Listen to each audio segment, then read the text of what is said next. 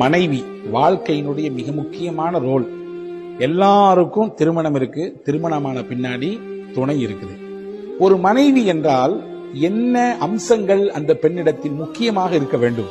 இமாம் சாதி சொல்கிறார்கள் 5 அம்சங்கள் இருக்க வேண்டும். அந்த அம்சங்கள் கொண்ட பெண்ணே மிகச்சிறந்த மனைவி. பாருங்கள், 1, கணவனின் கஷ்டங்களில் உடனிருந்து அவனுக்கு கை கொடுக்கக்கூடியவரே நல்ல மனைவி. 1, பணிவும் கற்பும் உடைய பெண்ணை மனைவியாக கிடைக்கப்பட்டவன் பாக்கியவான். 2, ஒரு பெண் மன தூய்மையுடன் அன்பு கொண்டிருந்தால் போதும், அவளிடம் அழகு இல்லாவிட்டாலும் பரவாயில்லை, அவள்தான் சிறந்த பெண்மணி.